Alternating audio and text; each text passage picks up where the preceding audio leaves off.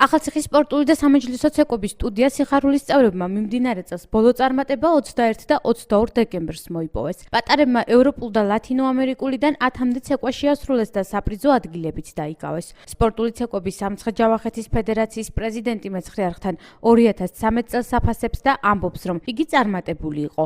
ელდარ გელაშვილის თქმით, მიმდინარე წელს მის სტუდიას ახალი მოსწავლეებიც შეემატნენ. ამ წელს თავიანთი შემოქმედებით სპორტსმენები საქართველოს ფარგლებს გასცდნენ.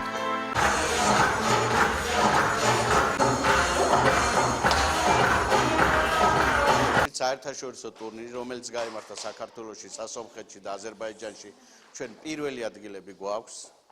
მედლები აქვთ ბავშვებს, ისე რომ ჩვენთვის იყო ეს წელი ძალიან წარმატებული. წინა წლებთან შედარებით ეს უფრო წარმატებული იყო, იმიტომ რომ წინა წლებში ბავშვები შედარებით ერთი საფეხურით დაბლა ცეკვავდნენ. ერთი საფეხურით მაღლა აიწიეს, თან პლუს ძალიან დიდ წარმატებებსაც მიიღო. სამცხე-ჯავახეთის ფეხბურთის ფედერაციის პრეზიდენტი კი ამბობს, რომ ბოლო წლები რეგიონში ფეხბურთის განვითარებისათვის რთული აღმოჩნდა, თუმცა გელა მაისურაძე განმარტავს, რომ წინა წლებთან შედარებით 2013 წელი მაინც წარმატებული იყო. სხვა ბევრ წარმატებასთან ერთად ფეხბურთის ფედერაციის ხელმძღვანელისათვის ყველაზე მნიშვნელოვანი ქვეყნის მასშტაბით გამართული ტურნირებია, სადაც მესხმა ფეხბურთელებმა მოწინავე ადგილები დაიკავეს. გარდა ამისა, მიმდინარე წელს რეგიონში სხვადასხვა ასაკობრივ კატეგორიაში 5 საფეხბურთო ნაკრები ჩამოყალიბდა.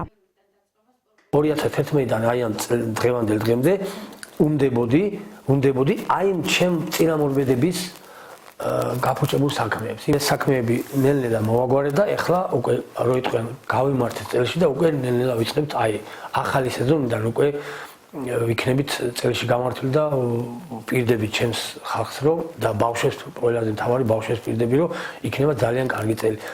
წელი წარმატებით დაასრულა ზაზა ნათენაძის გუნდმაც. ახალციხელი კარატისტი ამბობს, რომ 2013 წელი მისი სპორტსმენებისათვის განსაკუთრებული იყო. მიღწეულ წარმატებებსა და ჯილდოებზე იგი ეკოს ესაუბრება. მისი თქმით, სხვა წარმატებებთან ერთად რამდენიმე მოსწავლემ ინსტრუქტორის წოდებაც მიიღო.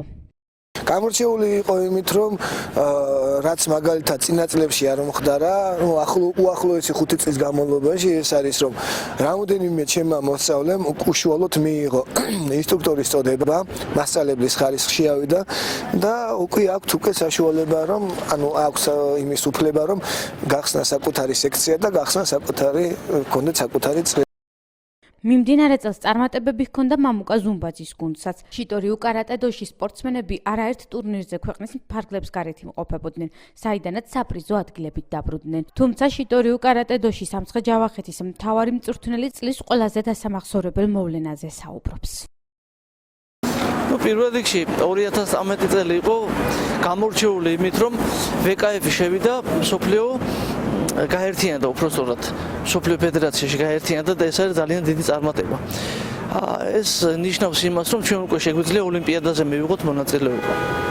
ეს არის ძალიან დიდი წარმატება კარატეში და ახლა ჩვენ ჯგუფებით ვყავთ თქვენს კარგად მოგეხსენებათ და მუშაობენ ეს ჩვენი ბავშვები კი ამაზე უფრო მეტად ინტენსიურად ვარჯიშობენ.